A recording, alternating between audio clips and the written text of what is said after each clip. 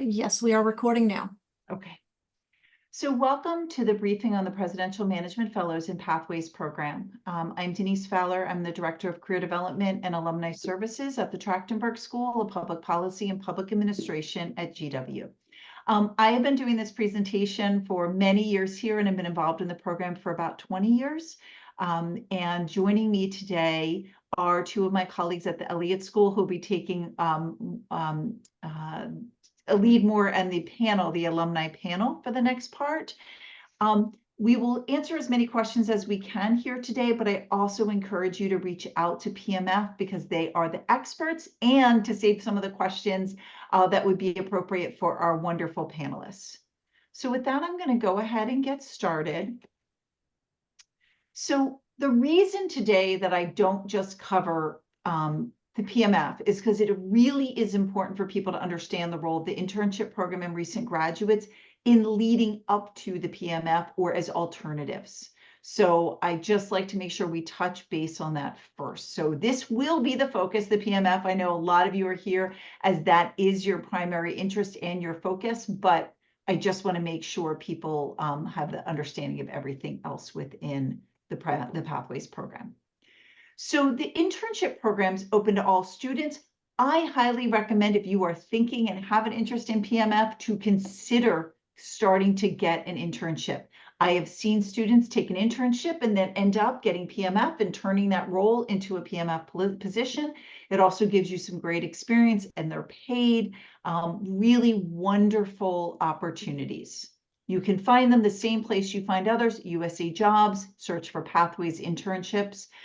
There is no guarantee of a conversion of a job, but I will tell you OPM, if people have been following it, are working really hard to increase the number of interns that get converted into a job and to facilitate the sharing within different departments within agencies. So it is absolutely something to be considering. The second program within Pathways that is important is the Recent Graduates Program. As you'll hear when we talk about Pathways and the process and the competitiveness and somewhat of the randomness with which, the assessment and the scoring, I like people to make sure they're looking at Recent Graduates programs. It is a phenomenal alternative. It is 1 year instead of 2-year program. You still get 40 hours of training and development, and you still get a mentor in the program.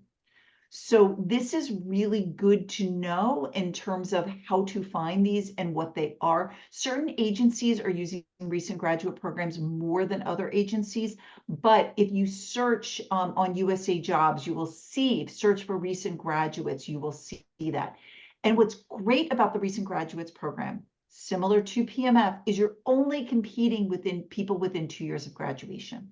So you're not going to be applying to a position that's, say, a GS11, where someone might have 7, 8, 9 years of professional experience, and you're like, I can't compete against that. So it increases the odds of you being able to land these roles. So keep an eye on them. And if you don't get PMF, you'll want to consider the recent graduates. They can be converted to a permanent position.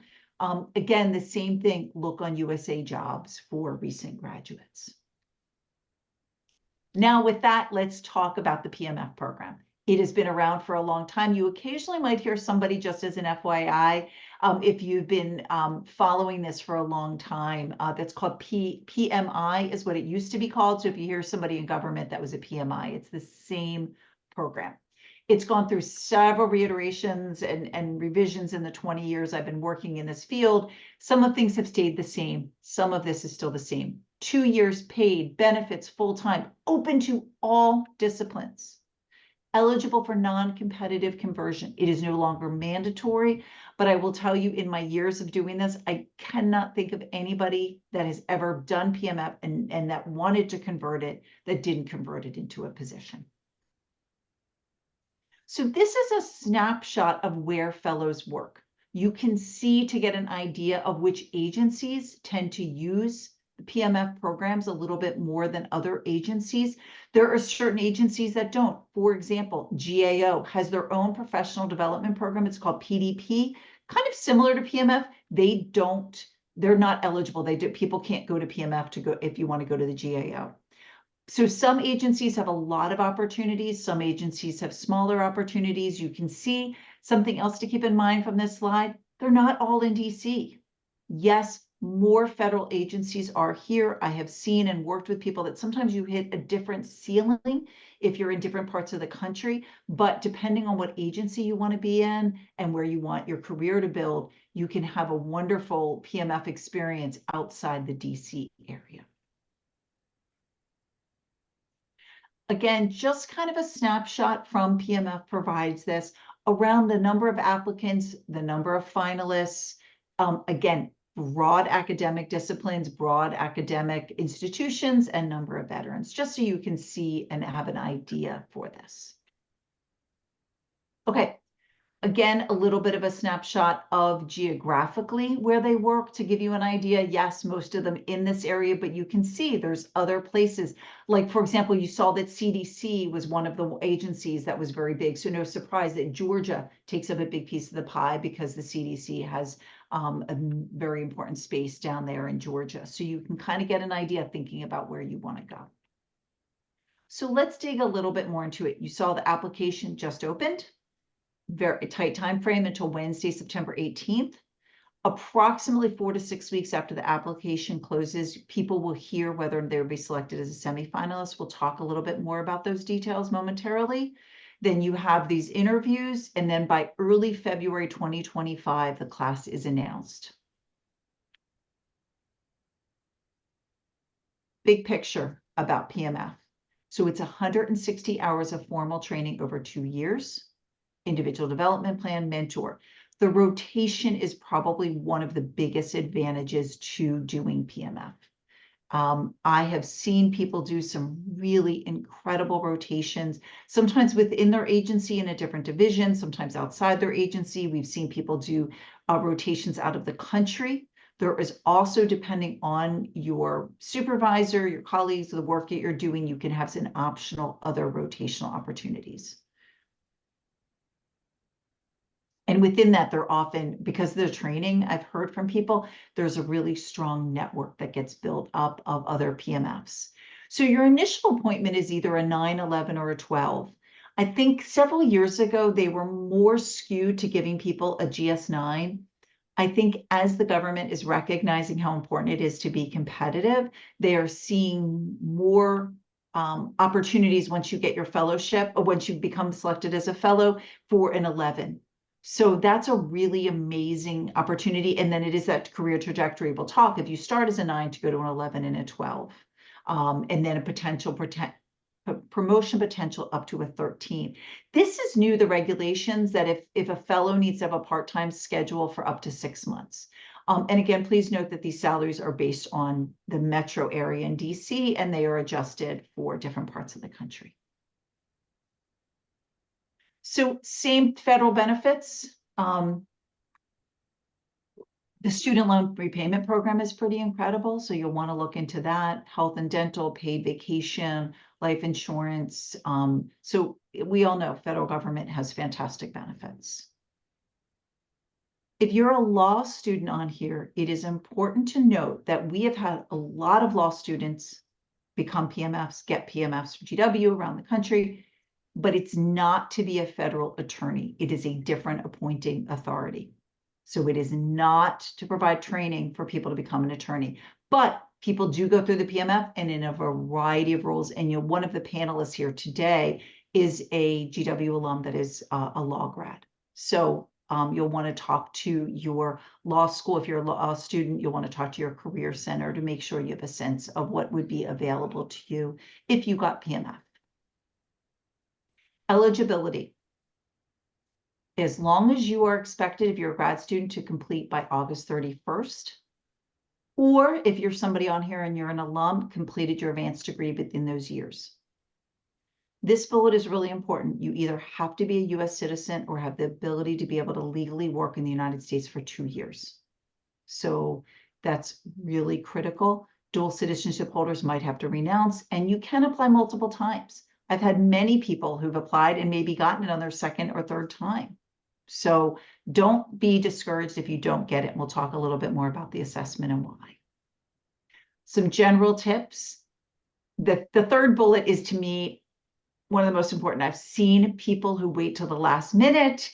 It takes long to do the process and they are down to the wire. They have computer issues. So that is really critical. Make sure you're using the following email addresses. They recommend using a personal email versus your GW email. So please note that, to use a personal email address. And some of this is obviously taken right from their site. So go back, use the resources there. Okay. It was posted. We just came out. We saw everything being posted. Your resume is in any format. This is one of those things that we hear over and over from people, and they get confused. You have to submit your resume. It doesn't have to be in a federal resume format. Your resume is not considered as part of your scoring. So you must submit it, but they will not be looking at your resume and seeing, oh, you did this class, or you did this paper, or you worked here. Because the degrees are so broad and the opportunities are so broad, they can't do that. So don't worry about, oh my gosh, my resume doesn't look great for this. You've got to get it in. If you are selected, you will be able to upload a new resume. But please work with your career center here at GW. I know for our office, we have guides for federal resumes. So please look at our guides and do that. The second bullet on here is one of the most critical if you are a current student. Your transcript from GW, if you have not graduated yet, will not have your graduation date on it. You must get an alternative letter from your school. So we've been advertising and we ask our students to send us their name, their exact graduation date and their degree, and we have a formal letter that we send them that they have to attach to this. Follow up with your career centers. If your phone is not on mute, or if you're not on mute, please go ahead and mute yourself. Thank you. Any other supporting documents for veterans' preference or reasonable accommodations for the assessment and your online assessment. Okay, so this is again what your transcript, it may be unofficial. People often ask that. It doesn't have to be an official transcript. It can be an unofficial transcript. The assessment, which everybody always starts to get worried about to try to figure out exactly what this is. This is what they're measuring. This is why they can't look at your resumes. This is the characteristics, the competencies they're looking for in a PMF. It is hard. You can't prepare for this. If you've started to look at, and we're going to do this, talk about in a second, the assessment, you'll see the assessment. It's not like there's a study guide for the assessment. So the assessment process has three distinct parts: the Fellows Behavioral Assessment Tool, the situational, and the structured interview. First, we're going to talk about the two assessment stages. So the online assessment stage, the FBAT and FSAT, those are done with your application. Then the semi-finalist stage is the one that gets done. You'll hear about if you get selected for that. The online assessment, unproctored. Each part is timed. It's about 2 hours. You can do part one, the FBAT and the FSAT, separately. You don't have to do them together. The FB asks them about behaviors related to competency, and then the FS asks about to evaluate various courses of actions. Take a look at the handbook. You can see the questions. I'm going to show you a couple of them, but you can see what they look like. Here you go. Fellows Behavioral. My peers would say I complete my work on time. I'm always prepared for meetings. So you want to be rating yourself within this. What I have seen, and this is just anecdotal through the years, is they are looking for people who are not going to be the wallflowers in the room that are going to sit back, but they're also not looking for people who are going to be the bulldozing leaders that don't give other people the space to lead. They want people that are collaborative team leaders that can make a difference. And so that's what I would suggest when you start looking at these different assessment tools. This is the situational one. They give you a scenario, and then they give you questions based on the scenario about how you would handle this. So if you have a little bit more work experience, sometimes it's helpful because you can draw from some practical experiences. The fellows structured interview. This is fairly new. They've been modifying it through the years. They took away the interview, then they brought it back, and this is the interview. If you get selected, and I did interview prep with people last year, they give you a very, very clear process for what this is going to be and how to answer your questions. For example, in the guide, it even talks about you cannot, if you use the word we to describe an example, it doesn't count for your points. You have to say, I did something. It is very clear, the questions they give you. Not surprising, and if anyone's done federal interviews, often the interviewers have very little emotion because they want to maintain as level of objectivity as possible. It is just done audio, not even by Zoom or video, because again, maintaining objectivity.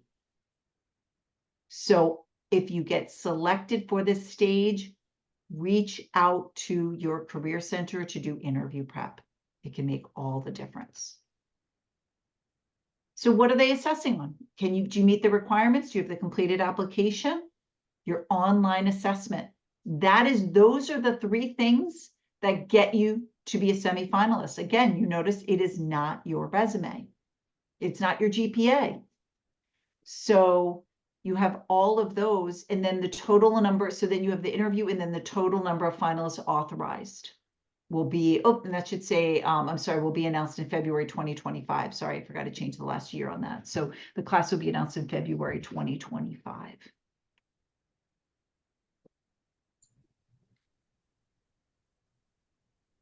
Preparation, well, the application has launched, is use their guidebook, prepare all your documentation materials. Again, as we talked about, insufficient information is one of the challenges, or waiting until the last minute to apply. We're near the end here, so if people have questions, feel free to put this in. If you get selected as a finalist, and these are going to be great questions to ask the alumni panel. There's multiple ways that we've seen people become finalists, and GW usually hosts some type of networking event for our finalists with other GW PMF alumni. I have seen that while there is like a talent management system for people, there is often a virtual career fair. Most people I know have gotten it through networking. They've talked to other PMFs, they've talked to different agencies they're interested in. They might reach out to the PMF contact at that agency, because the positions will change from year to year. So you will have up to 12 months from the date selected as a finalist to secure a PMF appointment. So sometimes people have talked to someone at an agency and they find out that they're going to have more opportunities in another 3-4 months after graduation. So they take a temp job, they do something else while they're looking for this. So it is a little bit of a messy process. I find a lot of our PMF finalists often can get a little bit stressed about, will they find something? Sometimes they end up in a very different role than they expected. I was working with people at one point when the State Department had put a freeze for PMF. They ended up in different agencies and then came back. I had somebody who really thought she wanted to do it in a certain agency. There was no opportunities. Her background was emergency management. She ended up in a totally different agency doing emergency management. Turns out it's an incredible opportunity. So often people have to have an open mind about thinking about what they want to get out of the experience with this.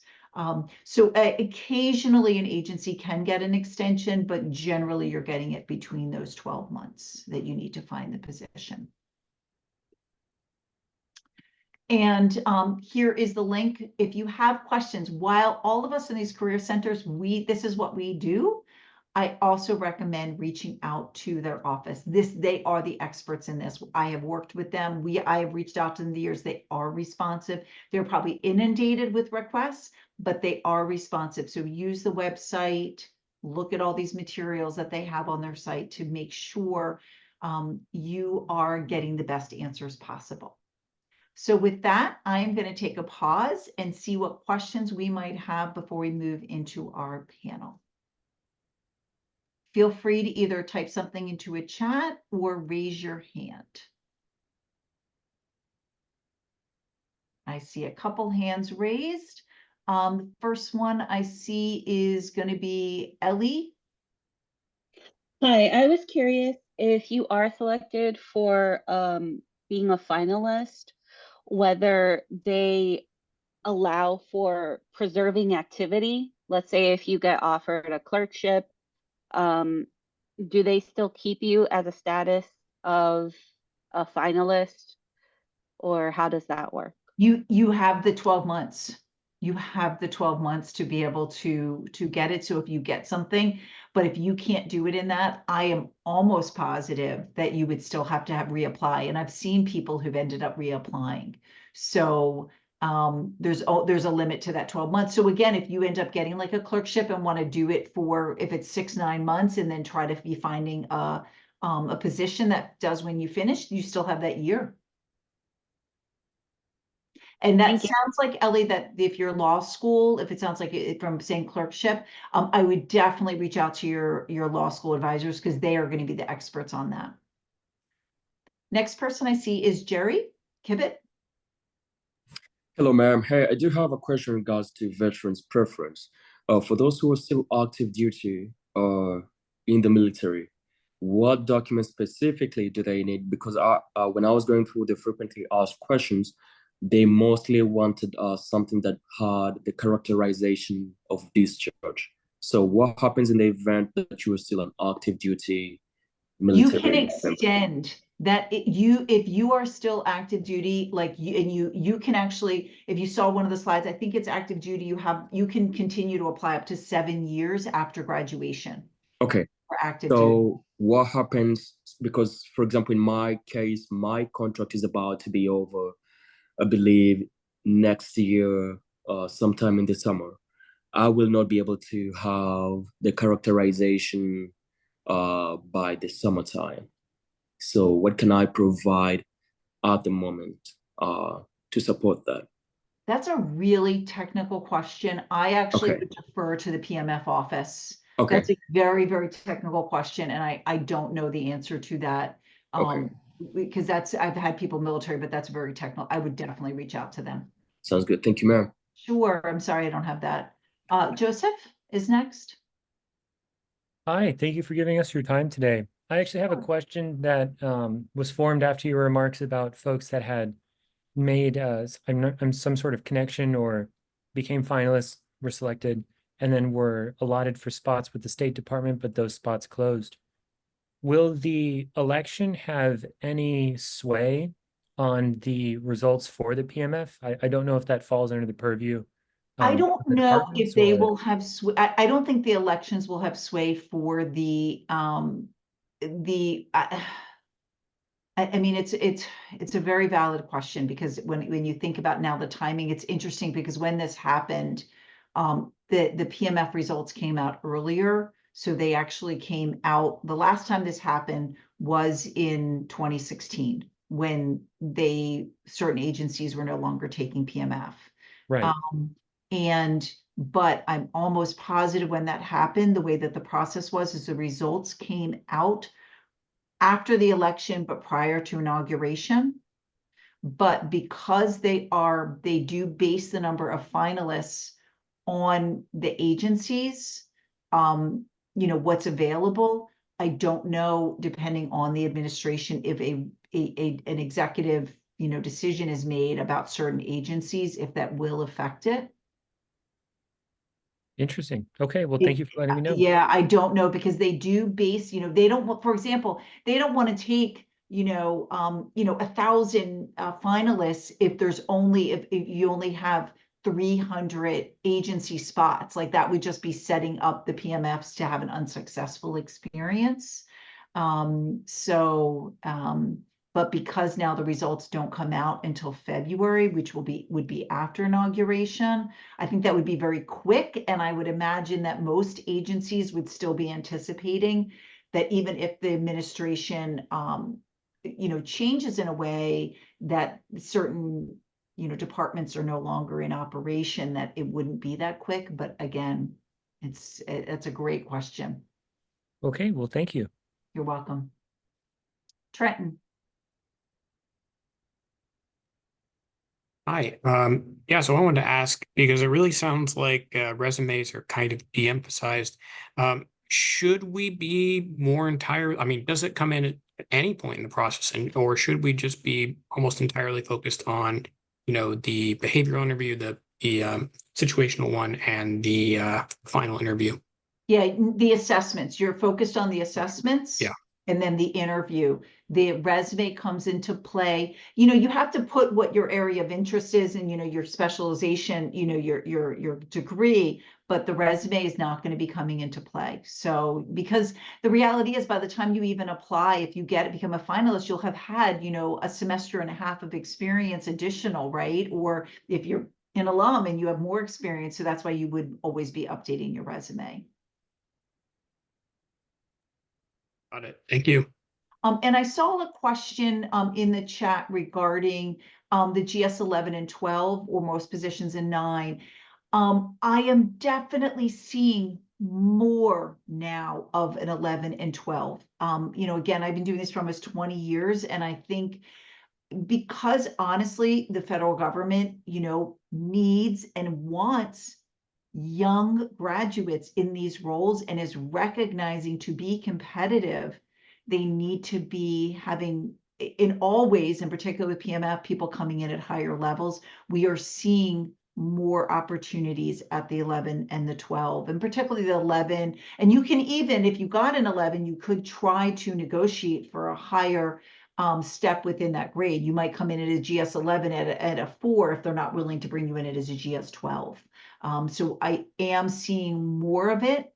I can't say that it is a flood of it yet, but it is absolutely getting better. So I don't see any other questions in the chat or hands raised. I would say to you, it is absolutely worth the time to take the assessment. I have seen people, I've seen extraordinary people get it, extraordinary people not get it. So don't take it personally if you don't, but it is a really amazing opportunity for networking. You get this community of PMFs, the prestige of having this in your resume, and the opportunities, including the training, the mentoring, and the rotations. It is absolutely worth you applying. And with that, I want to encourage all of you to apply. We're going to turn off the recording, and now you'll get to hear from the alumni panelists, who I am sure are going to be in full support